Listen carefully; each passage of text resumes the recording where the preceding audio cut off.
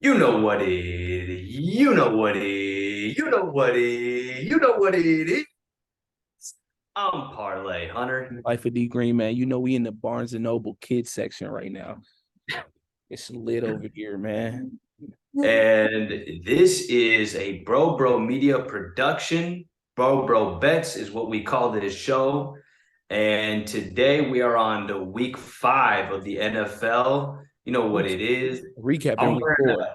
But yeah. I just want to shout out the real greatness on TikTok. You know, he's out there giving away a lot of free money and stuff to just random people on the street. I think that's really dope. He got a shirt called Health is Wealth. And you know that's what the podcast is all about with Bro. So hey man, I just want to shout that guy out real quick. But let's get on to week 5 of the NFL. We should probably start off. We just watched Monday Night Football. First things first, let's talk about those Giants real quick. Dre, what's your first thoughts? Man, what's your first thought? You're a New York native right now, man. I mean, for Yeah. me, Hey it's man, you texted me you earlier today. I don't know what it is, but the Lady of Liberty is in distress. yeah, I like I told you, man. I don't know how can you draft two top five offensive line tackles on both sides, get them one at left tackle, one at right tackle, and you not be good. I mean, I know the one from Georgia, he's hurt right now, the one tackle from Georgia, but it's bad. And I'm not blaming everything on Dayball. I'm not blaming everything on Daniel Jones, but 10 sacks, he should have been out by the third quarter. I don't know what type of game they thought they were going to play, what type of comeback. Saquon's injury matters. It's just it's an entire shit show. I don't know what angle you guys are seeing it at in New York, but from people Yeah. outside of New York, it's like the Giants are probably last in the division right now. I mean, Yeah. record Well, wise and just potential. yeah. The patience of New Yorkers is very low. And I honestly right now I'm looking at it like this. Daniel Jones, that contract, bad idea. I think you're looking at this next draft. You got a lot of good quarterbacks in this next draft. There's probably 5 quarterbacks that will be better, have a better career than Daniel Jones in the NFL. So right now, I'm looking at it like this. If you guys got one of the worst records in the NFL by the end of the season, I think you got to go get a quarterback. And it is what it is with Daniel Jones. You guys screwed up. But right now, that whole team just looks like a wreck. One thing I will say is that, and it's too late now because you've already, it's 4 games into the season, but they don't look like they've practiced enough together because when you don't have anything on offense going, like even Saquon, I mean, he's great when he plays, he's good, but like it can't just be him. You have to have some type of passing attack. You went out and got Darren Waller. You drafted a few guys. There's like, I think Darius Slayton's a very talented receiver. They don't use him at all. There is no connection between Daniel Jones and his receivers. Mm. So I don't know what's going on there, but it's too late now in the season. You got to build a connection. So that's actually what I would say is hopeful for the Giants is that they might start figuring it out, connecting, having a better connection, because don't you think receivers and quarterbacks got to have that connection? I think a great connection we're seeing is CJ Stroud and Nico Yeah, on the Houston you're going Texans. a They little got a too far. perfect connection. You're going a little too far in the show. We'll get to that next. Yeah. But Yeah. no, to just talk about Daniel Jones, and yes, you got to have chemistry with your offense. My main thing and concern just with the Giants overall, you have two teams in New York, both are underachieving right now, and high hopes for both this year. And the only thing with the Jets is Aaron Rodgers hurt, but they're at least fighting. And one thing I want to say, man, I've seen a lot on social media, I've seen a lot on ESPN. I wish the slander for Zach Wilson would stop. That's one thing I would say because the kid is trying, man. He played his ass off.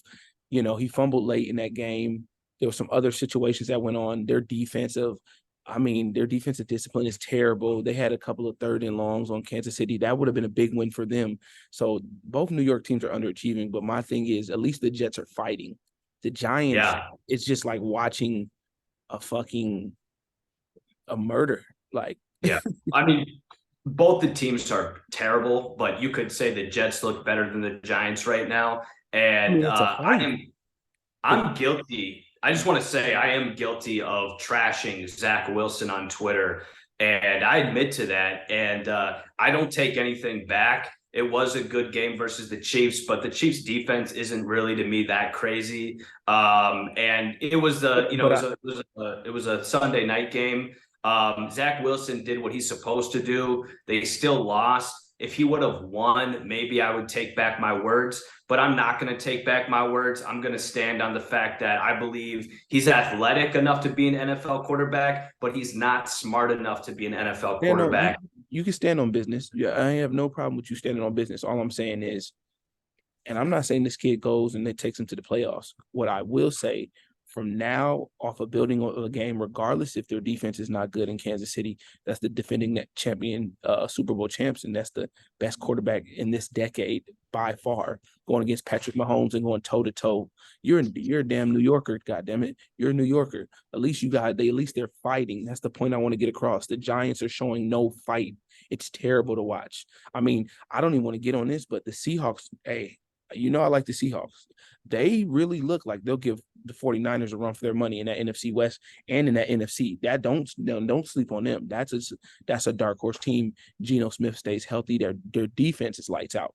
Bobby Wagner, 17 tackles in his 12th, 13th season in the league. Their rookie corner, 7 tackles, 2 sacks, a forced fumble, and a pick 6 for 96 yards. Their defense is legit. If they can get Jamal Adams to be healthy, that's a whole different story. But to close on the Giants, they're not fighting. And I mean, if I heard Shannon Sharp say it today, and I heard even on Skip and Undisputed, Saquon if I was him, I wouldn't come back. I wouldn't play for that, knowing that they put me on a franchise tag. So then now, that's not going to help my case to get a long-term deal with the Giants. Why not now really test the market, get out of this whole situation? The Giants front office, pause, they're going to have to eat this contract with Daniel Jones. And they're going to have to pause. They're going to have to ride it out for the next 3 years at least, because if not, if you try to cut him now, he's going to at least be due well over $60-70 million of that $160 million contract. So they put themselves in a fucking situation. They got to get it out. They got to get themselves out of this situation. The way you do it is fucking fighting. At least come to play every week. Come with some effort. Come with some heart. Be a fucking New York Giants, for crying out loud. Well, and I agree with what you're saying about Saquon. I think that you got to trade him or try to get as many assets you can for Saquon, whether it's picks or players. You should do that. But it was a good note that you had on the Seahawks. I agree. We should move on from there and go to our first topic of the day, looking at early MVP predictions. I think we've seen a lot out of some quarterbacks. Personally, I really like what I see from Lamar Jackson right now. I think that he is holding up that team. I think when it comes to the MVP voting, you have to look at a player who is going to take their team to the playoffs and who makes their team better with a supporting cast that isn't maybe the best around them. Early on, I was talking about Matt Stafford. Now, if with the team, if they don't have enough success, it's not going to be him. But with Lamar, if they can make a push for the playoffs, I like Lamar for that. What do you think? Right now, I mean, when I look at it, it's not always just about production, which is important, but it's always who's made an impact. And from week 1 to week 4, I only have 2 players right now in mind. And one is a quarterback in Buffalo by the name of Josh Allen. He has since that Jets game, has demanded the respect from his locker room, the relationship with his receivers, Stephon Diggs, Gabe Davis. He's gotten back on the good side with everybody. He's not the villain anymore.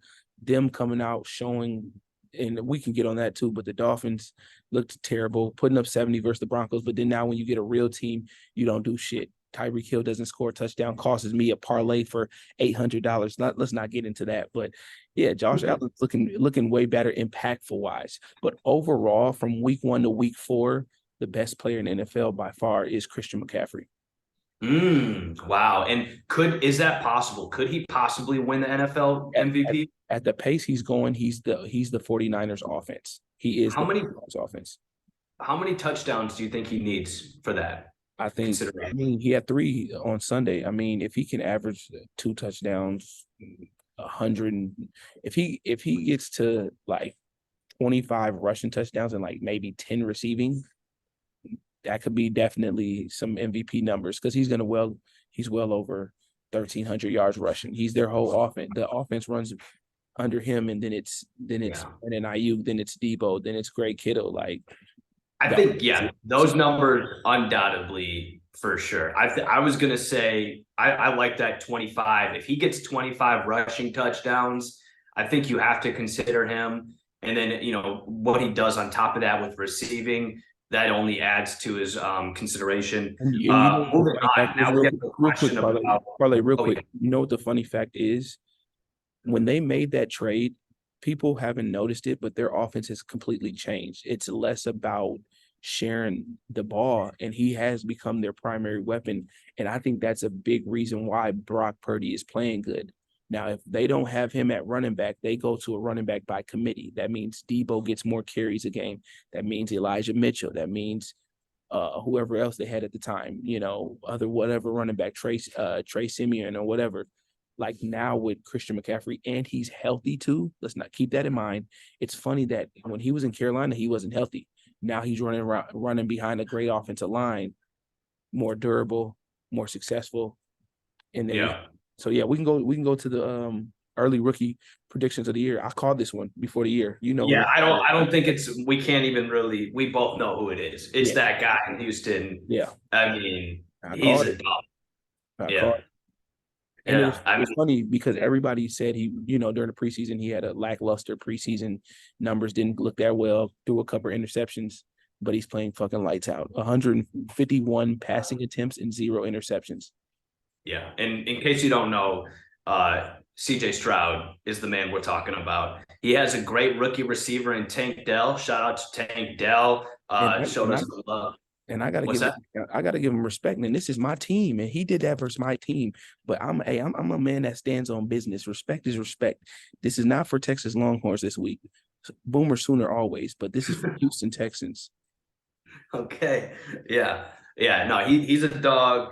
And you got to be excited also with that receiving core for the next. They just got a new head coach. He looks really good. Will Anderson looks really good on defense. That corner looks really good. I forgot his name. The corner.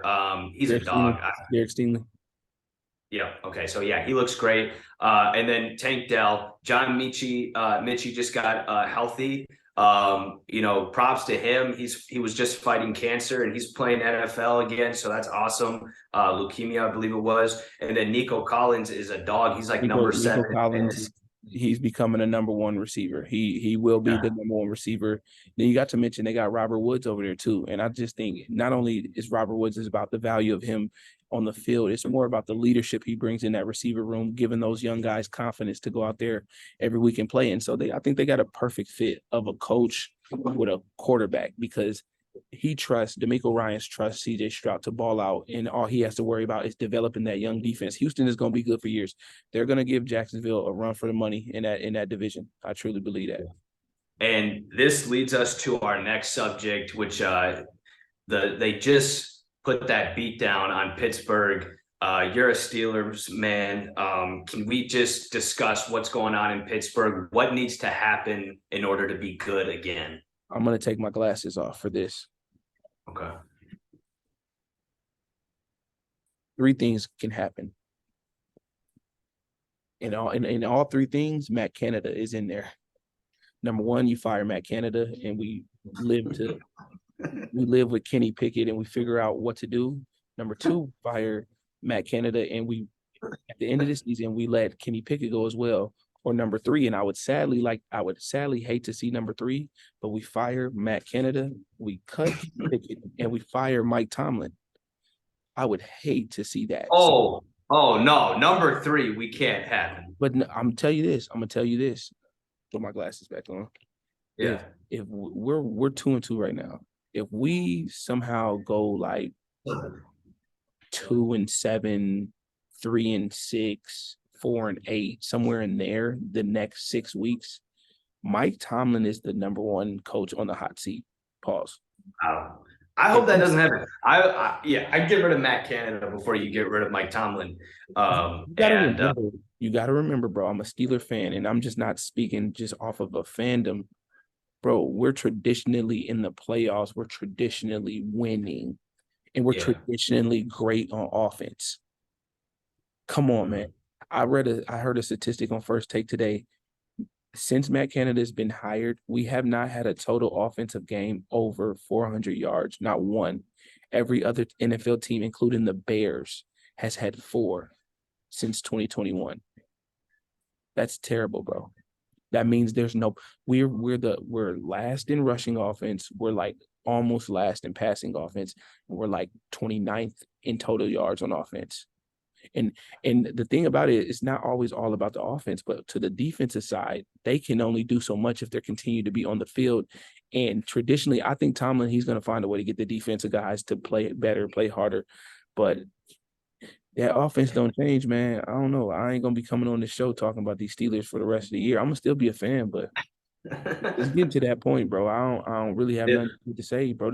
Well, okay, sorry, no, finish off. I don't know. Yeah, that's crazy, but that's great. Shout out to Mason Cam for that one. That one was crazy for sure. But yeah, bro. Yeah. I don't know. Okay. I believe the O-line is so terrible, and you see it with Najee Harris. And I saw he broke out like a 50-yard run in the last game. It was like the first time he's done it this season, but there was no help. He had to spin one guy. He had to stiff arm another guy. He had to juke another guy. He had another guy on his thigh, pulling him down, and he had to knock him down. It was like that Marshawn Lynch run. He had to crush like 4 guys before he could get his yards. And it's like, that is the problem right there. So Najee, his success is based on how that O-line plays. And we have not seen his success this year because of how bad that O-line is. And then it plays back with Kenny Pickett as well. Kenny Pickett cannot develop if he doesn't have an O-line blocking for him. And I do think that maybe we need to start doing top 30, top 32 lists of O-lines, quarterbacks, receiver play. And we got to really shout out the people who are at the end of the list and the top of the list. And Pittsburgh is looking like the number 32 offensive line in the league right now. They just can't like block. Number 32 offense, period, bro. There's no explosive plays. There's no excitement. Nobody's getting in the end zone. But there is a little spark between Pickens and Pickett. I mean, yeah, we seen that last year and we seen it late in the season. And so the thing is for us is, bro, we can't continue to find our way week 10, week 11. Now you're trying to fight for the last place in the wild card. Like, we got to be in a good spot to be a good seed in the playoffs, which is a great pivot to what I'm saying. The bright spot of everything, it is week 4. It is week 4, but we have time. And the division, our division is up and down right now. It's wide open. The Browns look good one day. They look terrible. The Ravens look like the most balanced team. And then we're going to get into that other team in which I told you guys they were going to be trash this year. And they're looking pretty bad. And for them, if they don't rest Joe Burrow, their season, they're going to end up in a similar situation. And I'm not wishing no injuries on anybody, but they're going to, if he's not healthy, they're going to be in a similar situation as the Jets. He might not tear his Achilles, but it doesn't look good. I mean, Joe, did you see Joe Burrow play on Sunday? He looks terrible. Yeah. Yeah. He's healthy. I've never seen Joe Burrow, not even in college, play like that. Yeah, it's definitely his health. And I think that the division's wide open. So, transition into that. I mean, we can come back to the next point, but since we're on our division, what do you think? Are the Bengals? Yeah, let's go there. Are the Bengals? Are they? Yeah, I mean, you can't even really consider them a Super Bowl contender like everybody did at the beginning of the year. So it's funny watching these defenses progress from week 2 to week 4. How different defenses look. They get faster. They become more aware. Sometimes they don't really get it together till week 4. I saw a slight shift in the Bengals defense playing a little bit smarter, a little bit better, being able to come off the blitz and cover a little bit. Now, the names on that defense aren't crazy. There are some good names on that defense, but it's one of those defenses where they don't have that crazy amount of talent. They spent all their money on their offense for the talent. So, but what I did see is that their defense was starting to play better, but their offense isn't able. If their offense isn't good, then they don't have a chance of winning games. So do I believe that the Bengals are trash? My answer is no. Right now, it's still early in the season. I'm going to say no to that question, but I don't fault anybody for saying yes. I'm just saying that that team was recently in the Super Bowl. You still got guys. They should rest Joe Burrow. It's probably too late now, but I mean, Burrow needs some rest, and they should, that's what I would suggest, but I don't believe they're trash. They still have time to change it. How do you feel about Jamar Chase's, remarks after the game?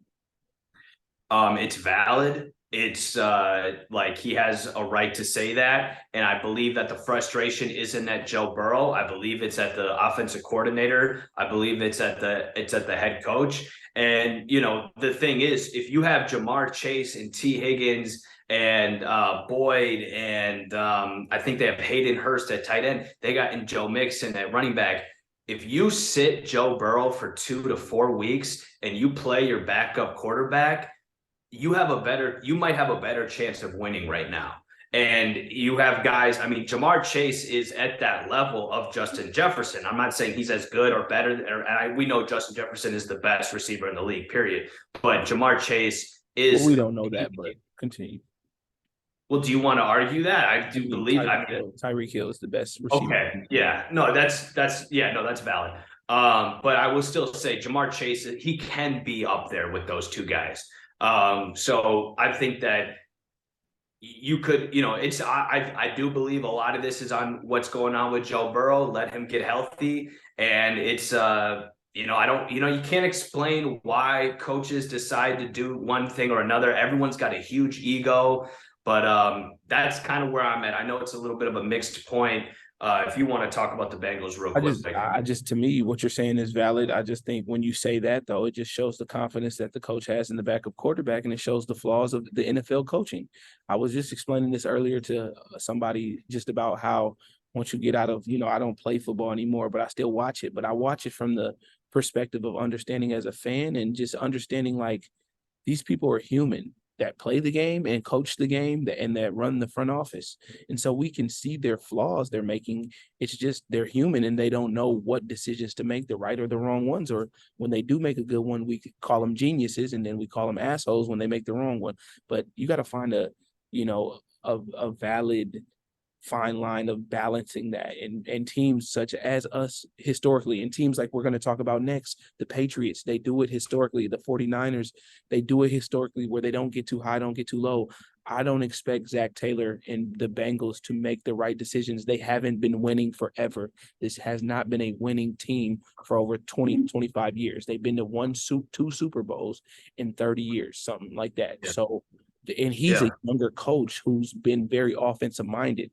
We're not even talking about their defense. It wasn't like just the offense was playing bad. They put up 27 points on them. So from a Tennessee team that has Derrick Henry throwing touchdowns, come on, man. Yeah. What are we talking about? I do think, it makes me think that there has to be this coaching. Sometimes I think that when you're a coach, you have to make the hard decisions. And you don't leave it up to the players. And you're going to ask Joe Burrow, hey, can you play on Sunday? Joe Burrow is going to say yes 99% of the time, whether he's walking on 2 legs or not. He's a dog. So you cannot, as a coach, you have to sometimes be the person making the tough decisions. The league is not about and hear me correct. And this shouldn't be a pause word, but you know how people take shit, everything. You have to be a dictator in the fucking NFL. If we're going to talk about it from a political standpoint, as a head coach, you have to be the dictator. You can't be someone who's a player's coach always. Now, you can be a player coach like Pete Carroll is with the guys Monday through Saturday while you're at practice, and you build in implements of competition and turnover Tuesday and third down Wednesdays and get live Thursdays, or goal line Thursdays, all this competition stuff. That's good to be a player's coach and have your players, respect you, as a coach. But when it comes to winning and losing games, it's not on the players at the end of the day. Yeah, it's on them, but who it's going to fall back on always is the coach. So you have to be in charge. So you're exactly right. He knew Joe Burrow shouldn't have played. Joe Burrow shouldn't have finished that game and against the Rams last week, but they needed that win to help with the confidence. And so this is going to be something that's going to unfold. This AFC North is wide open. I mean, right now, I couldn't tell you honestly who's going to win. Yes. Does it look like that the Ravens are number one right now? Yes, but it's still early. We know how historically they've been injury prone. So we'll see. Their passing game doesn't look that great to me right now. I mean, I expected a little bit more targets, even as Zay Flowers with Odell out, with Rashad Bateman out. Where has Mark Andrews been? I don't know. So we'll see what it's looking like. He's only thrown 189 yards on 19 attempts last game. So I don't know. Yeah.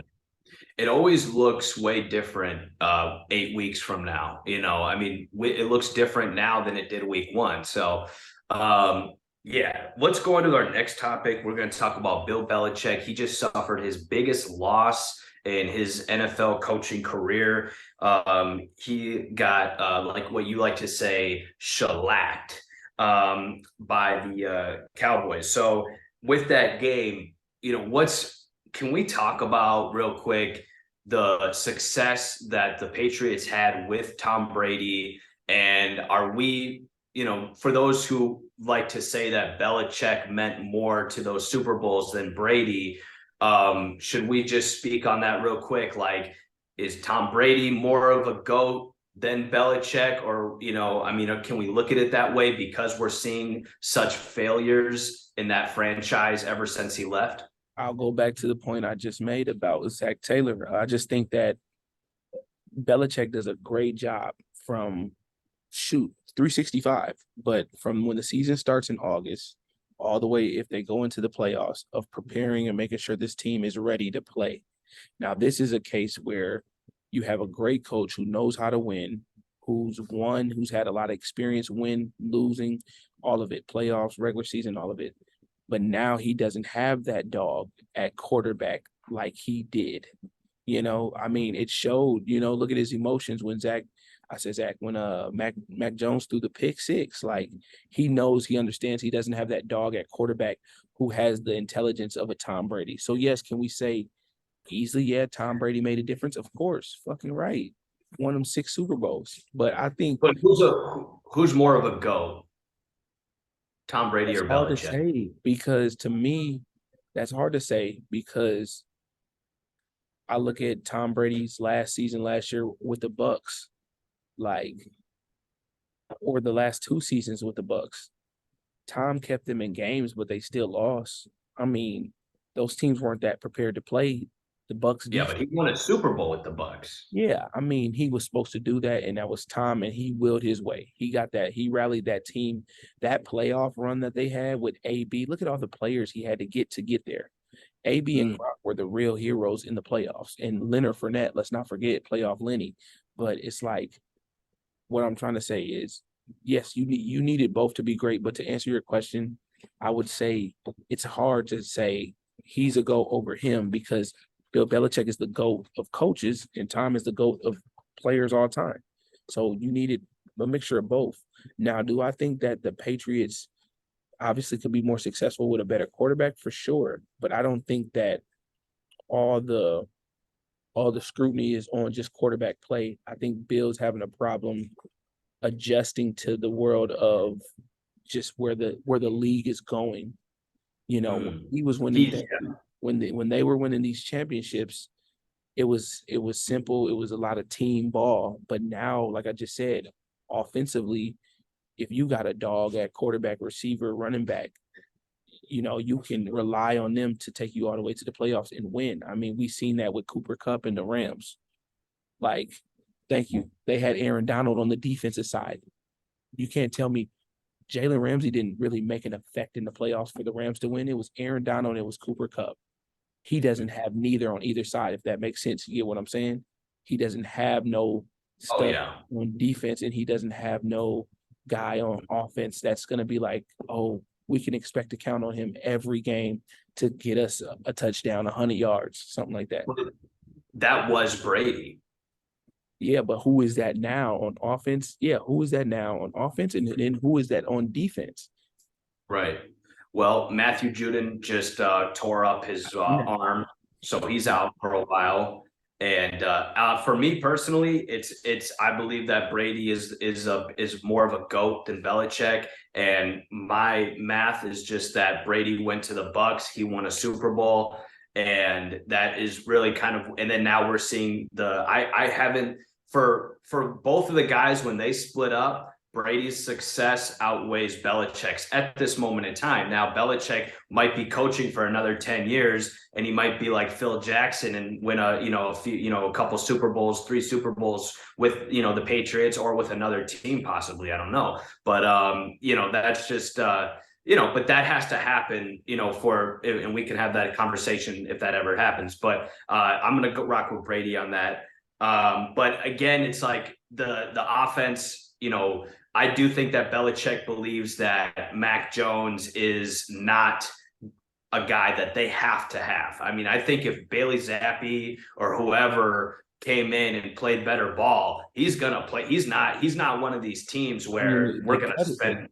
they cut him though, I believe, didn't they? Oh, yeah, I think they did. But I'm just saying, I don't think that Mac Jones has this crazy talent thing that's like over the franchise and Belichick. I don't think there's anybody who really believes that, hey, we have to pay this guy. We have to give him the next biggest contract, and he has to be our quarterback of the future. Mac Jones has not proven that. He had an opportunity. He has an opportunity to have that, but has not fulfilled that. So yeah, that goes back to the potential. We talk about potential all the time in NFL. I mean, NFL is 30% is made on if these guys are going to be anything by potential and what program they came from and what they did in college. And it was high hopes for Mac Jones. He had a successful year at Alabama, took him and won a national championship. Nick Saban coached under Nick Saban, so he was prepared right. He had the ability from just watching the tape, but it's just a situation of like what I like to call fake confidence and real confidence. And what Tom Brady and who Tom Brady was, Mac Jones, it just ain't him. It's not to say that this guy doesn't work hard, but Tom Brady was, Tom Brady, let's be real, bro. On some real, let's use a classic word, on some real gnarled shit, man. On some real gnarled shit, bro. Tom Brady he divorced his wife because he loved football that much. So you get what I'm saying? So that plays into the mindset of who Mac Jones is not. I beg to believe Mac Jones is not doing that with either his wife, fiance, or girlfriend. So on to the rapid fire picks of the week, man. Here we go. Right. We got the Bears and Commanders Thursday night. The Commanders are coming in with a 6.5 spread right here on ESPN. I did see a 7 on something else, so it'll probably stay in between that margin. They look pretty good in the fight against the Eagles this week. They put up a good fight. The Bears looked like the Bears. They had a 25-point lead going into the third quarter. We know what happened. The Broncos came back. They're no longer winless, and then we see that the Bears are still winless. So if I was a betting man, I would tease this down and go money line on Washington because I think the Bears really want to put up a good fight on a primetime game. So I think they'll make this interesting. But if I was to make a bet on this, I'm going to go Washington with the money line and then give me Terry McLaurin over 0.5 receiving touchdowns for this game. Okay, you're dipping into the player stats. Nice. He's on my fantasy team too, so yeah, nice. Man, this is hard. I'm looking at the over/under is 44.5 points. Why the books chose that number is curious to me. I would have to say under on those 44.5 points. I do think it's going to be a fight for the Chicago. I think that head coach is probably fighting for his job right now, as he should be. And if they go 0-5, I think he should kick rocks and they should fire him. But I would have to look at the under. Sam Howell, even though he's got Eric B coaching him, I do think that Sam Howell is a mediocre pedestrian quarterback at this moment right now. He makes Baker Mayfield type of mistakes early in his career. He does have a Baker. He resembles Baker a lot. That was a good comparison right there. Yeah, and I mean, but Baker is more talented than him, first overall drafted. There's a reason for that. Baker in Tampa Bay doesn't look that bad either. I don't think Sam Howell could do what Baker's doing on Tampa Bay. I just think that the mistakes that he makes are very similar to the type of Baker Mayfield mistakes. And yeah, you know what I mean? Just not really liking what they got cooking with Sam Howell and Eric B. I think that that is not their quarterback of the future, throwing like 3 interceptions. And he's got, I mean, pause, but he's got balls. He does, he's not afraid to throw, in tight areas. But yeah, I'm gonna have to go with the under. Sorry, rapid. I'll Let's say this though. I mean, just what you said about Eric Bieniemy real quick. I just think that he'll. This is a what do we call it? This is a trash game that they should be able to have explosive plays because they know they're playing a defense that is pretty good bad. point. So Good point. this should be one of them games. On to the next game. Right now, what I'm seeing on mines is the Jaguars and the Bills. I think this is from the UK. On Sunday, Jags with the back. Where's this game at? Jags. Yeah, I believe it's at 9:30. It's international series, 9:30 a.m. It's probably in another country. Where is it's it in at? Time. The Jags with a back-to-back international game. That's crazy, but London. It's in London. yeah. So back-to-back. I like. This is a tough one, man. This would be an interesting game. Let me see what the over is in this game. Yeah, the over-under is 48.5. The spread is 5.5, Buffalo. I think that the Jags, they looked better against Atlanta, but Atlanta isn't really a tough opponent, in my opinion. 5.5 is a lot.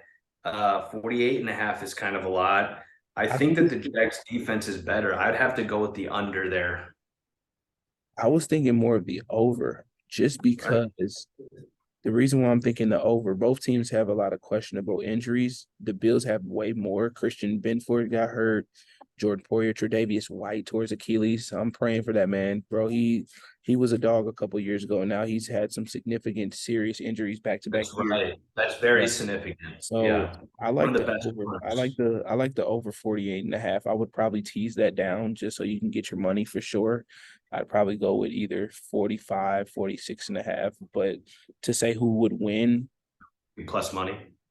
Oh, say who would win. I just think the Bills' offense is a little bit better. I got to roll with the Bills. Well, I like your choice. You made valid points for the over, and the T White injury kind of slipped my mind. But yeah, I mean, I think I would have to say Bills. Yeah, Bills. I just think this is the point where they get rolling. They're finna, pair up a couple games, get winning. Yeah. Okay. It's hard for me to pick. So I would really I do think that the Jags, I'll take the I don't think the Jags win, but I'd take the plus 5.5 with the Jags. And I did already say the under, so I'll stand on that. But you did change my mind there. So actually I will just take the Jags plus 5.5. Okay. Titans and Colts. Money, it's even. It's at Indianapolis, correct? And yeah, okay. The over-under is 42.5. We've seen Tennessee have some games where they scored only 3 points. Indianapolis, they're kind of all over the place. They can have explosive plays with Richardson and Pittman, and then sometimes they kind of go back down to, maybe what people thought they were before the season started. But looking at 42.5, boy, that's a low number. You got any thoughts on this? This is it's a scratch the head game right here, man. Both of these teams are even. Like you said, both these teams have showed highs and lows. If I'm gonna lean, if Tennessee can you not show up again, like Derrick Henry running the football like he did last week. Right. Getting DeAndre Hopkins involved. Like I'm gonna go with the Titans, but it's definitely a money line. If this game slides off the even mark, if it's favoring the Colts, that's a for sure locked in with the Titans with the plus money. But I'll go Titans money line. Yeah, it'd be hard for me to take the over. I love it when you have the low 40s and you can take the over. But the Indianapolis defense is pretty good. And the Tennessee identity, like you said, you got to feed Derrick Henry. And, if he's running the ball a lot, clock is running, Richardson is running, clock can be running. I think Tennessee money line, that's where I'm gonna go here. That is where I'm going to go. Tennessee money line, just because they have an identity. Indianapolis, they're figuring it out. That they're going to get there. But Tennessee is a playoff. They've been to the playoffs, and when they feed Derrick Henry, they're a much better team. So I'll go with Tennessee money line. Saints at Patriots. We just talked about Bill Belichick. I think this is a perfect game for him to bounce back. The Saints are still without Derek Carr. They'll have Jameis Winston. He looked terrible. The Saints look terrible. I don't have intentional slander versus the Saints, but the Saints are gonna look terrible in this game. I think Bill Belichick comes back and does what he does. I think this is a blowout favoring the Patriots here. I like that idea of the Patriots coming back. New Orleans is kind of like figuring it out. Like they're with Mike Thomas and Derek Carr really can't stay healthy. I think he's going to be healthy for this game. The over under is 40 and a half. And can if the Patriots go in, they start running the ball, can New Orleans, stop them? You know what? This is a tough one. It's 1.5 too, so that's kind of interesting. For whatever reason, I could just see New England win this game by 1 point. So I would have to go money line New England. Okay.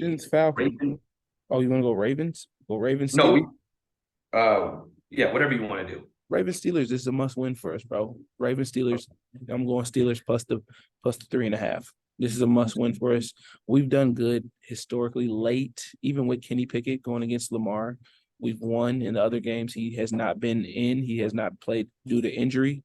This is at our stadium, and they're still without a couple receivers, and their run game isn't great. And I believe Cam Hayward will be back for this game. We have to win this game. We have to send a message. And if not, like I said, option 3, Matt Canada, Kenny Pickett, and even Mike Tomlin can be on the hot seat for sure. Yeah, Mike Canada, first one to go out of those 3, I think. Man, 3.5 is kind of a lot. It's like I could almost see you guys winning by 3. Over under is 38. I'm not going to touch that. But I would have to tease it. I'm sorry, man. I'm gonna take Baltimore money line. I just think that they got it more figured out, and their O line is actually playing well. So I'd have to go. I'd probably take Baltimore too if I wanted to really win some money. But hey, man, this is a ride or die decision we're making here. Facts. All right, so Texans, Falcons, Atlanta -2 is. No, I don't. Give me Houston plus the points. Give me Houston money line. This could no. Give me Houston plus the points because this could be a trap game for Houston in the sense of we're thinking a little bit too high on these guys. But what I do like and what I know, I don't think Atlanta has the right offense to match this passing game of Houston. So give me Houston plus the points. I don't like Ritter. Yeah. By the way, it's CJ Stroud's birthday today. I did see that on Instagram. So. That's what's up. Happy birthday, CJ. He's going to definitely want to get another game. Yeah. I no, this is not personal, but Desmond Ritter right now, I don't think he's good right now in the NFL. He could be good in the NFL one day, but he needs to be a backup quarterback in the NFL right now. I am going to take Houston money line there and take the plus money there with the money line. Moving on to Panthers and Lions. Detroit -9, and that's a sandwich number right there. That's a trap. Yeah. That's a trap game number right there. And the over under is 45. The only way I can look is Detroit -9, because Carolina might be worse than the Bears when it comes to a supporting cast around their quarterback. They don't have, I mean, the Bears are pretty bad, and you would think Carolina would be good because their receivers are big names and their quarter and the running back, Miles Sanders, Adam Thielen, but man, the O line is terrible. And I've said this before, but Bryce Young is going to go through some growing pains this season. And so the only way I look is Detroit -9. And they might win by 20, in my opinion, because they might feel like, hey, this is a game where we can, give ourselves some more confidence. I think the battle of the cats here. I like Detroit. This could be a trap game, though. Listen to me when I say it could be a trap game. So it's hard for me to take that 9. I just don't like 9. I don't like odd numbers. You learn betting from when you learned in elementary about prime numbers. 9 is a prime number. You can't divide that evenly, So I just think that tease this game down. This could be a lock bet. You could tease it all the way down to -3 with the Lions, and that's kind of where I go. I do think the Lions will win, but I just don't know if that 9. They could blow them out, but then they could be because the Lions have played where, it's the Lions. They're playing great, but in the back of my mind, I always still think the Lions are the Lions sometimes, and they do some shit that makes them be that. But I'm gonna tease it down, but I'll still take the Lions to win at a -3. Giants Dolphins. Now this game right now is a -11. That's another odd number, but this is the game of the week. You ready for it? This is the shellac of the week right here. Oh, The Dolphins have to come back. Pause. Here he goes with that again. I gave you guys the definition of shellac last week, but pause for yeah. you. We're still thinking. Yeah, we got our heads in the gutter. Yeah. Pause. But no, this is the game that the Dolphins got to come back. I mean, they put up 70 2 weeks ago. This last week only put up 20 points, and it was supposed to be a shootout. They have to embarrass the Giants because this game right here can make the Giants fire Dayball and get rid of Daniel Jones and all type of shit. So, it's in Miami too. And it's in Miami. Miami plays better at home. I would rather get rid of Daniel before Dayball, but it's funny. I just want to point this out. The over-under is 50. So they think the Giants are going to score some points. Vegas. Yeah. Because they wouldn't set that at 50 if they didn't think the Giants could at least put up 20. Yeah. Even though Miami is explosive like that. I'm gonna take the plus money with the Giants not plus money. I'm gonna take the +11 with the Giants. It's a game. I think Saquon comes back. They might lose by 10. They might lose by 9. They might lose by 8. It might be a backdoor cover. I'm going to take the +11 with the Giants. It's a big number. And this is a game where, you're a team that was supposed to go to the playoffs this year. If you lose this game and go 1-4, which they very well might, but if they go 1-4 and don't put up a fight, like you were saying at the beginning of this podcast, New York teams, you got to at least fight. So I think this is the game where New York Giants, they have to fight. I believe they're going to fight, and they might lose by 10. They might lose by 8, but I'll take the 11 and go that way. Clear. So let me change, revise my answer. Give me the Dolphins again. Yeah. I would like pause to believe that this will be a shellac of the week, but now that you made that, I believe that they can fight. You've helped me revise my decision. Just give me the Dolphins. Tease this game down as well to 7. Dolphins for sure win by 7. I'll go -6.5, so I get that touchdown. And then the better bet to this bet, I definitely can see Tyreek Hill getting 2 touchdowns in this game. Oh, okay. Yeah.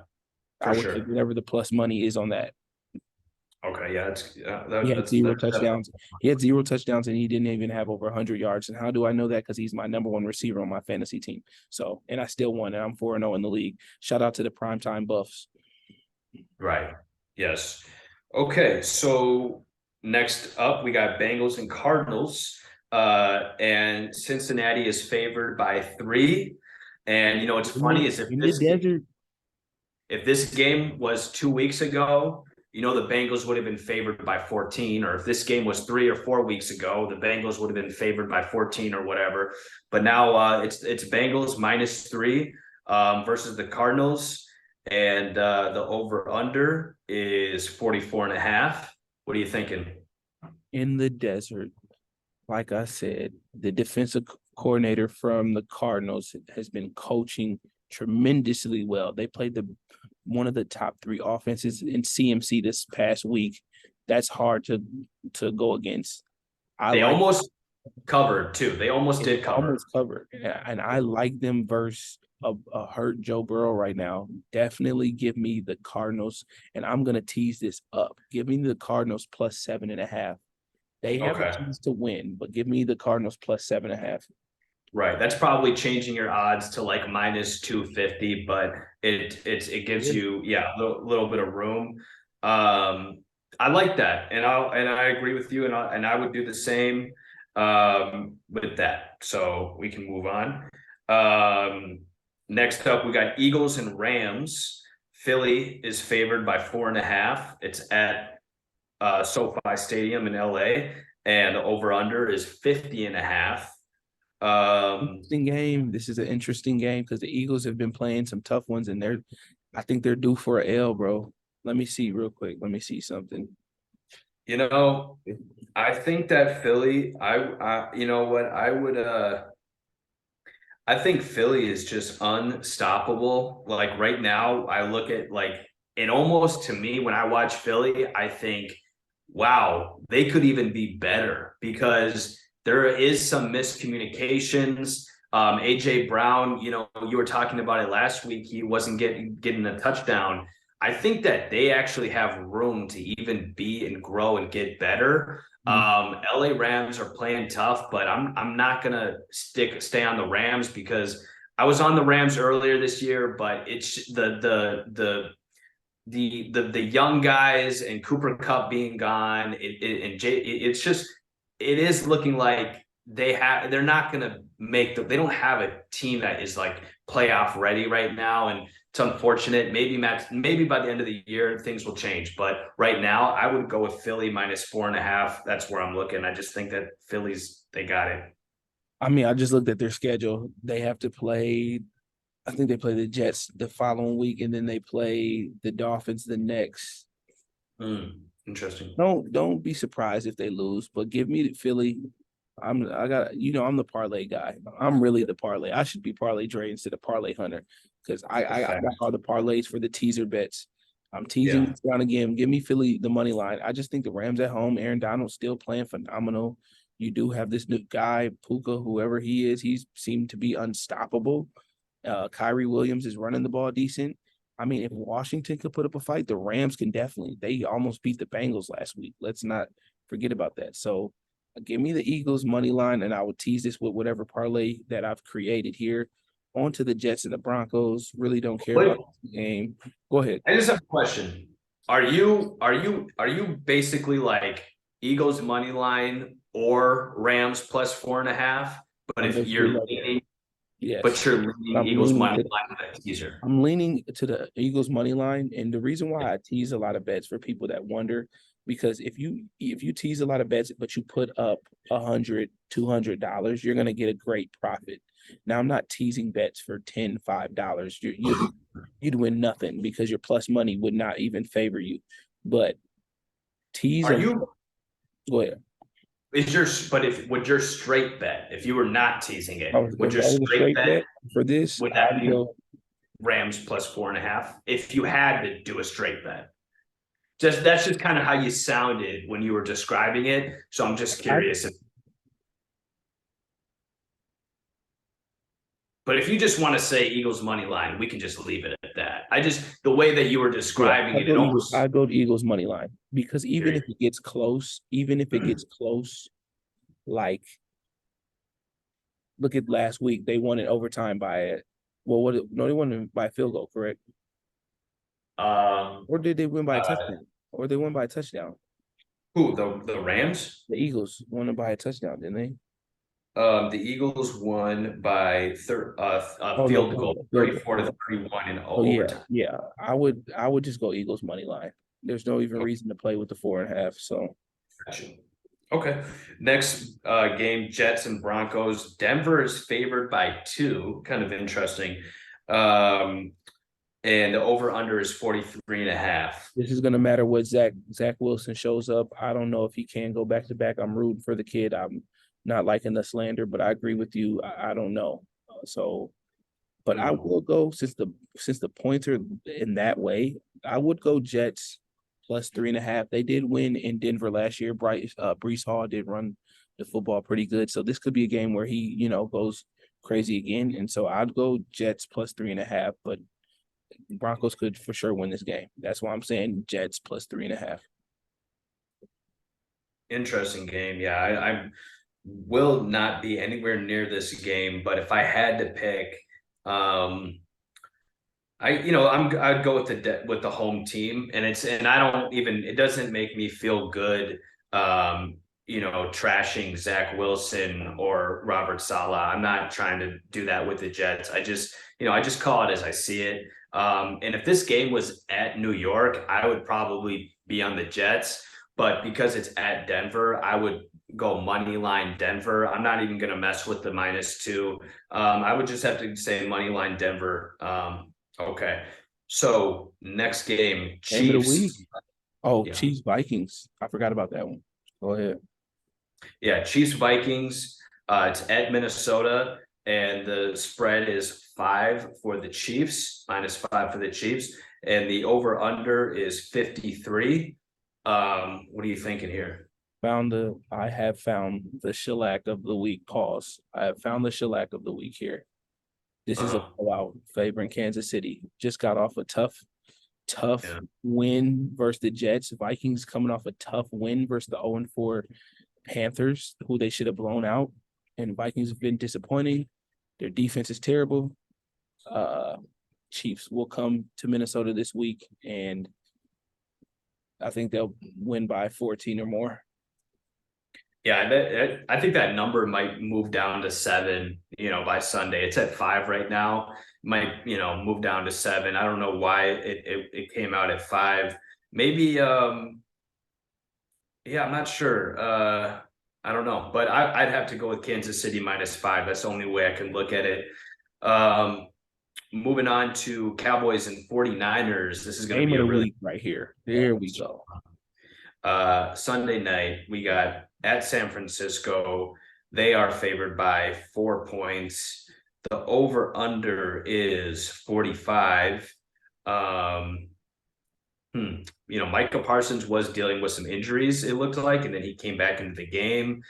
Both of these offenses to me are rolling.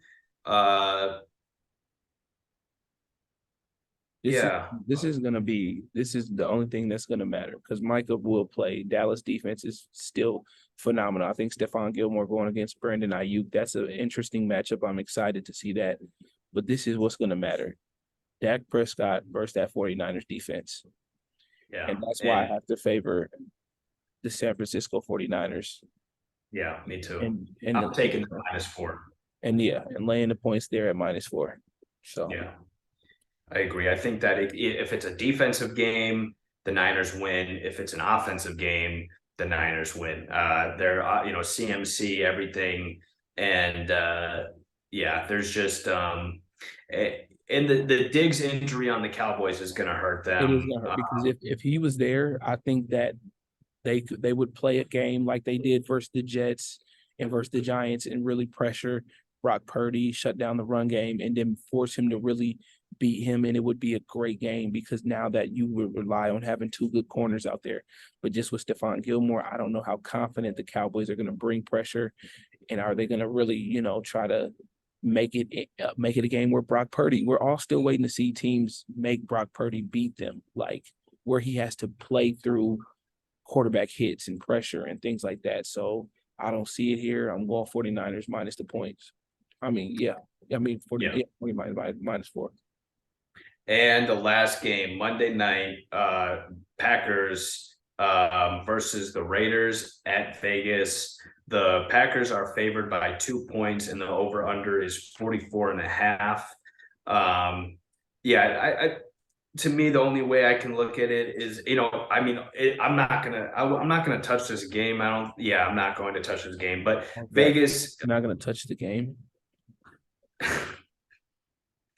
I Just saying, mean, man. bro, like, like you are like thinking way deeper than like I didn't pause, but you are thinking way deeper than I mean, I said okay. I said shellac, and people are giving me flack for that. But geez, Hey, the only time I ever said schlacked, I meant it in a way that was yeah. Okay, so Green Bay Raiders. I'm looking at Green Bay on this. I think that the only way I could look at it is Green Bay's run game. I just think that Vegas doesn't have their things. It's like the Giants. Like you guys needed a longer preseason. You guys needed a longer preseason. You needed a lot more preseason games to get things going because you don't even got it going now. Maybe you'll get it going in week 8, but by then half of the season will be over with. Yeah, only way I could look at it is Green Bay -2. They got a run game. Jordan Love shows he has his moments. He cannot play from behind. In the last game he played, he threw some, I think interception. There was turnovers early in the game in the first quarter. He could not come back from it. They did in the fourth quarter have a little comeback, playing okay, but it was too late. Game was already gone. I have to go with Jordan Love. Just protect the ball. And the Packers in that run game, and the defense is pretty good. So I'll go with Green Bay -2. make it simpler for you. Green Bay -2. I like that game. Jimmy Garoppolo is questionable. DA is going against his former team, so I think he'll still want to ball out. He'll for sure get a touchdown against his former team. So that's a big kind of headliner. This is the first time he's playing the Packers since being traded. But if Jimmy Garoppolo doesn't play, they have no chance at all. Even if he does play, I still like the Packers defense. Give me the Packers -2. Okay, and that is our show. I'm Parlay Hunter. Man, it's Life of the Green, man. Hey, check us out. We in the Barnes and Noble section, man, with the dinosaurs, man. You know what it is, man. Hey, as always, man, subscribe, like, comment to our YouTube channel, our Bro Media. Hey, let's not forget, let's mention that real quick too, Parlay, real quick. The Bro Media page is everything Bro Media Group Corporation. It is no longer this page, that page, that page. We have one page. So when you're seeing us mixing food, culture, or business, or anything to do with the culture in itself, and then we're mixing the sports, and then we're highlighting our spotlights, and we're doing stuff, and then we're gonna soon have our webpage back up running, our merch, everything coming. Make sure you tune in, man. Lock in, check out our TikTok. Me and Parlay doing a lot of great things. We love your support. Continue to support us. You got any last words, man? Hey, you said it, man. That's it. At Bro Media, give us a follow.